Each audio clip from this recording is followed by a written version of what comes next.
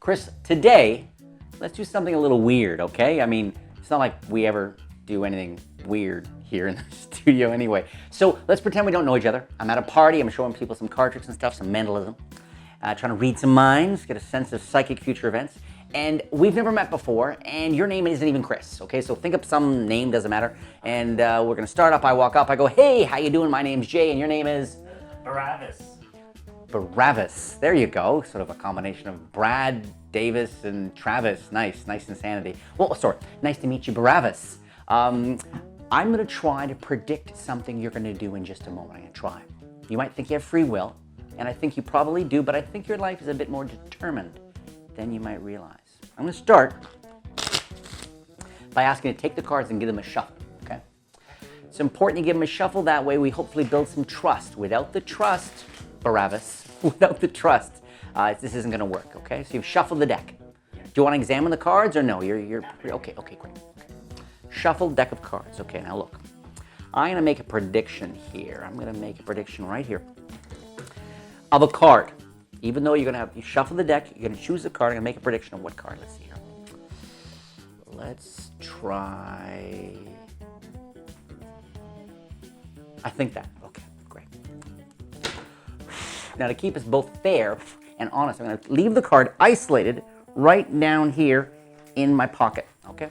Actually, it'd probably be more fair to leave it on the table under the marker. Okay, I'm gonna leave my prediction on the table under the marker right there, all right? Now, I'm going to go through the cards like this. And as I do this, I'd like you to say the word stop whenever you want. Stop. Right there. Okay, I'm just going to move the cards forward. Exactly where you told me to say stop. Okay. Isolating one card. In this case, the card is the Four of Hearts.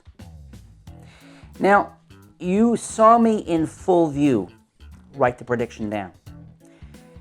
And you're going to see that I wrote down a red card. Now, you might be underwhelmed by that. I think it's 50-50. But here's the really interesting part. This is only one prediction I did today. I actually made a prediction first thing this morning when I woke up.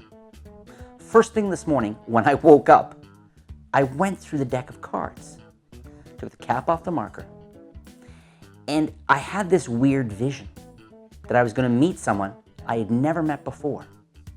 And in fact, I had a sense of what the person's card they were going to select.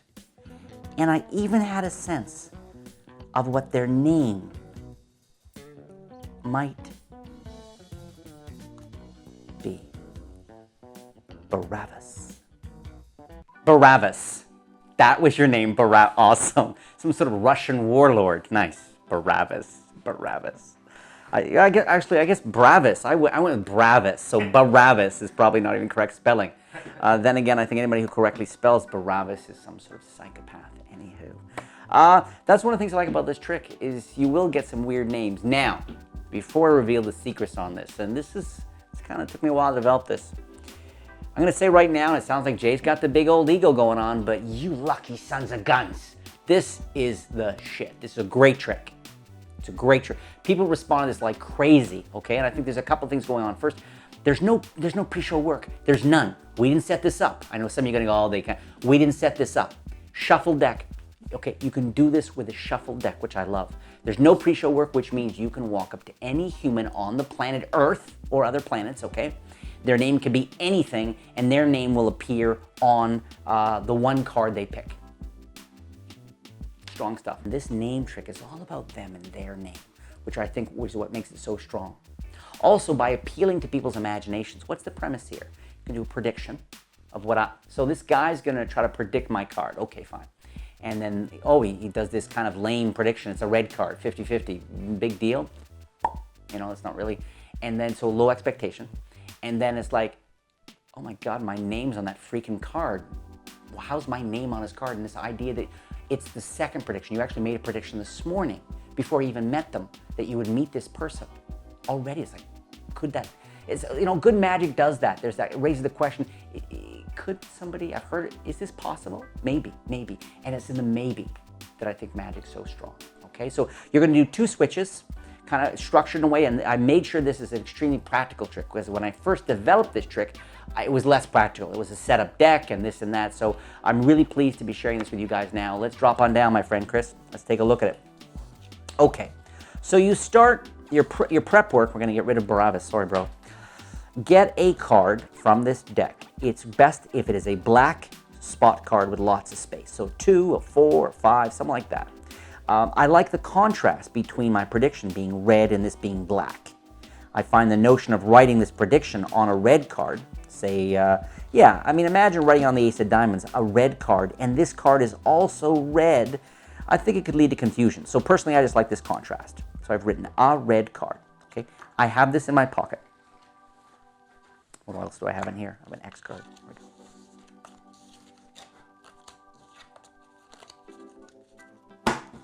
That's it. That's all I need.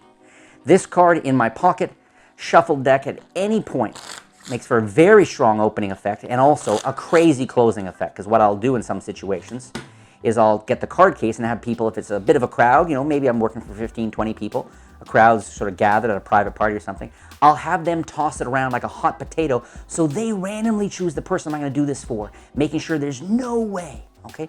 Other times, don't go with first name, go with their middle name, so that there's nobody in the room, not even, you know, the boyfriend, girlfriend, husband that's with them. Maybe nobody could possibly, or have them make up a name, okay? So this makes it absolutely impossible. You're performing. Deck is shuffled. You've met the person. The person's name is Chi-Chi, okay? They say their name is Chi-Chi. You say, fine, Chi-Chi. I'm going to make a prediction here. I go through the cards, and I move a red card to the bottom of the deck, right in front of them, okay?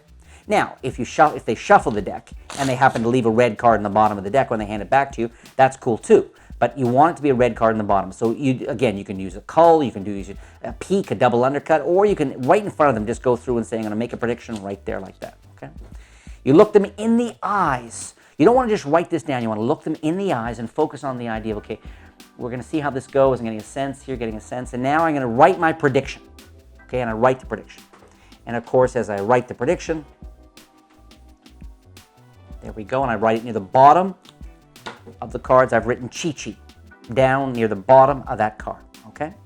Now, Chris, we're going to bring the camera up a bit here. So I've just written it here. I blow on it, and while talking to them, I pretend to take off the prediction. I didn't. I did a necktie. It's called a necktie second deal, all right? And I guess the reason it's called a necktie is because you hold the deck up near your necktie, okay? I want to make it, I want to make it look like I take the card off, blow it. Now, this is not like you're dealing cards and you're going to do a second deal and there's heat and they're staring at the pack. They're not. This is not a moment where anybody's expecting anything tricky, because they saw you move a card. They saw you write your prediction. They see you blow. So there's not any heat at this point. So all I'm going to do is come over here and sort of push that down, sort of a traditional second deal, push down and hit that off the top. All right? You can even just, if you want, come over here, get 2 cards, okay, like you're going to do a double lift, and then just pull that one out from below. All right? The double lift version would look like this. I'm blowing like this. And again, once I get their name, I never mention again.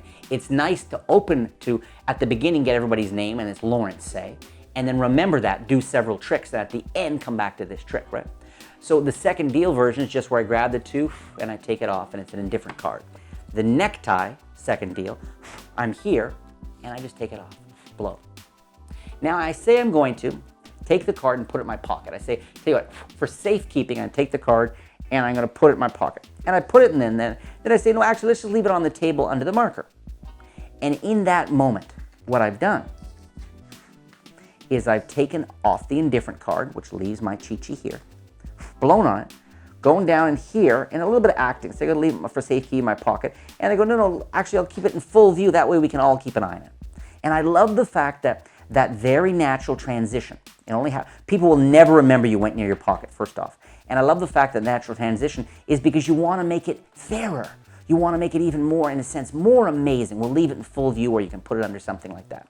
So that's there. They just saw, don't get thinking like a magician.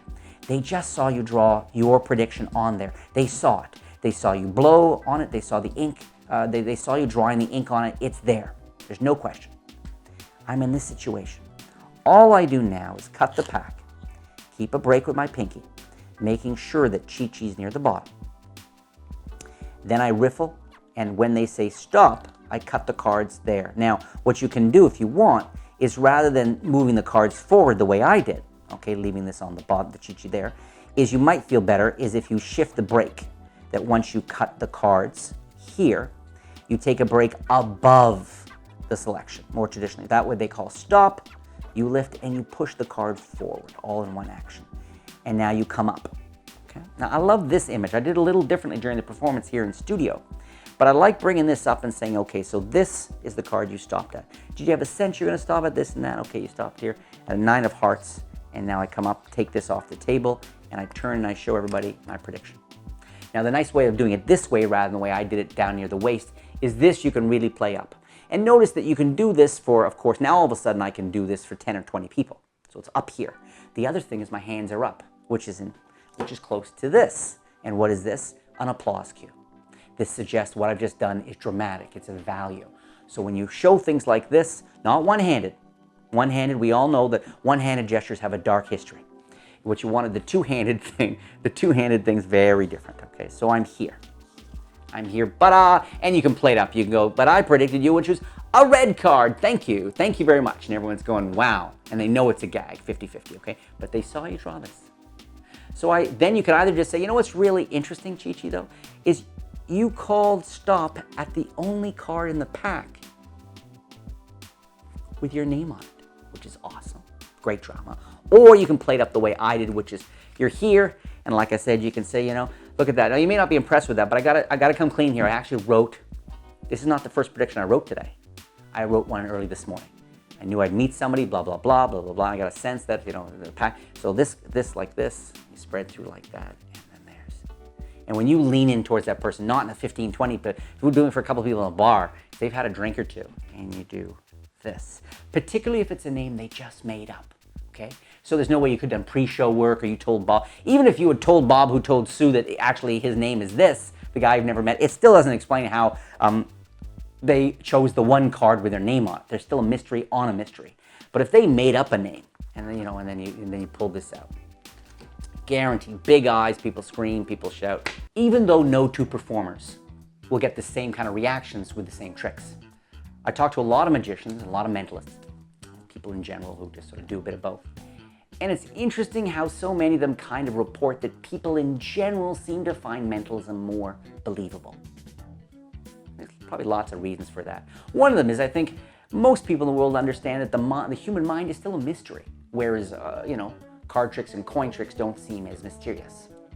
Now, from a commercial perspective as a performer, you're going to find that when people have something to hold on to, like a dollar bill, or when people get to see things like a ring and a spoon, they pass through each other. When there's stuff to hear and see that engages them, makes it real, and that can really affect the response.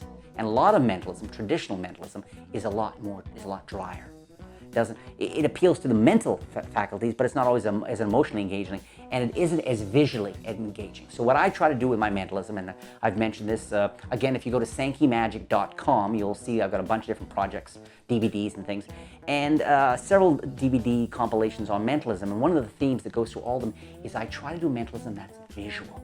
So you get the best of both worlds, where people will believe in the mentalism, they'll believe in mental connections, someone reading you, an emotional component, the mystery of that world, but at the same time you get the visuals of more traditional magic tricks, okay? So it's up to you to figure out, where, and the only way to really figure out what works best for you is by trying. Try everything.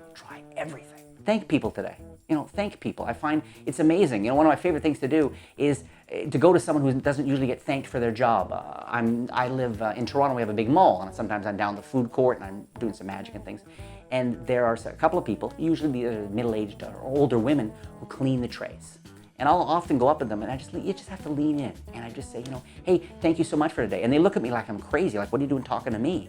But then they can see the smile, the sincerity, and it makes a difference. I can see that they receive this And it's great for me because I feel much more appreciative of something I normally would have taken for granted. So I suggest thank somebody left of center today. I know it's going to make a difference.